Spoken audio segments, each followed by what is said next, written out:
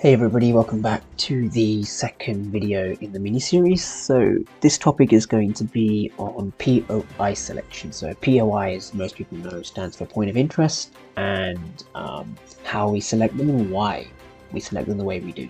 So POI, simply put, a point of interest is where we want to buy or sell from. So a POI is where there's stacked orders in the market, buy orders and sell orders, BFI or banks and financial institutions.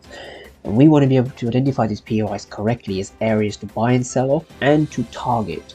So if we're on the, let's say, the daily time frame, if we see a daily demand zone below us and we're on the 15-minute time frame, we know that we can take sales towards this demand zone, the daily demand zone, and vice versa. If we have a daily supply zone, we know that we can buy up to the supply zone. So it's essentially identifying where the areas are, where the interest points are, i.e. the points of interest. Where are the points of interest that we should be buying and selling from?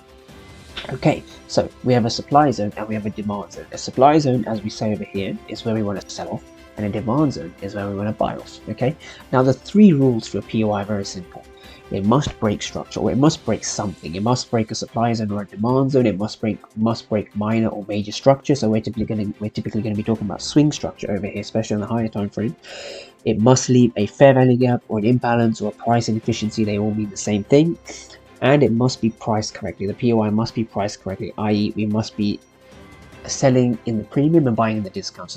So a demand zone must be in the discount and a supply zone must be in the premium. Very important to understand these three rules, and these three rules are used in conjunction with each other. So they must be all three of them that's been met before we can establish a correct supply or demand zone. It's very important to get that down and correct. With that being said, now we're going to go to the charts. We're going to break down an example of that. So here we see the GBP USD time frame on the daily, and we're going to dissect price action here, most recent live price action. So as we can see, just using my arrow tool over here, we've had a high, we've had a low, sorry, we've had a high. Okay, now from here, we can see very clearly that this is a breaker structure over here, so the arrow mark boss. So we see this high get broken, right? This high gets broken.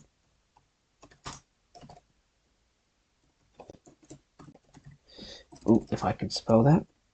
This high gets broken. So that's our rule number one. Okay, that's our rule number one. Our rule number two is the fair value gap. Now, if I zoom into price here, I'll begin to show you that we have a fair value gap just in this region over here. So that's our second rule that's been ticked. So we already know that our first rule has been ticked. We've had a breaker structure. Now we've had a fair value gap in this region over here. And now the third rule is that if we look carefully at this bullish leg from this low all the way up to this high, we understand that if I just get rid of the fib tool for a second and I put that back on, we see that here we have a daily discount just over here. So this 0.5 represents the equilibrium, and we're below the equilibrium, hence we are in the discount. Okay, so this is a bullish example of a POI meeting our three rules. It must break structure, it must leave a fair value gap, and it must be priced correctly in the discount. So this is an example of bullishness, of a bullish demand zone. And as we can see here, we had a bullish reaction because we've essentially met our three rules over here. That is important to understand. Now, the same thing can be said for a bearish POI. So if we now go to a bearish POI over here, so we're just going to find one in price. Where can we go? Where can we go? Here we go. Here's an example. We see price again. This is now last year's price action, June of 2022. We see a low, high. See a low, we see a high. See a low, see a high, and we see price head down. Now, we're going to analyze one structural price range. So we're going to analyze from this high down to this low, okay? Now, first thing we see very clearly using the black dots is that we see a breaker structure. We see a boss over here, breaker structure, BOS, meaning boss. The first rule established just over here, boss.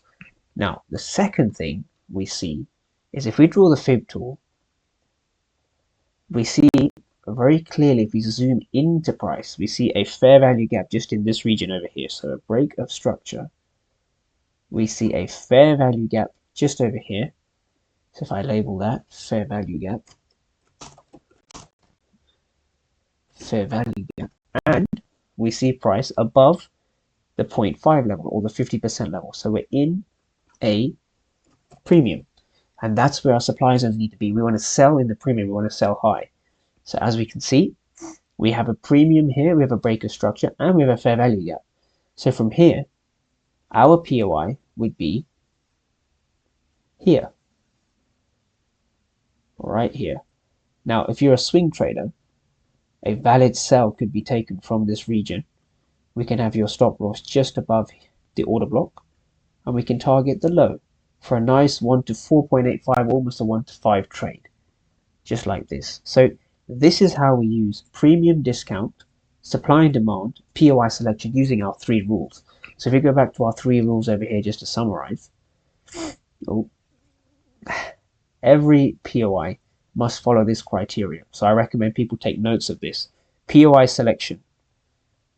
POI selection, yep.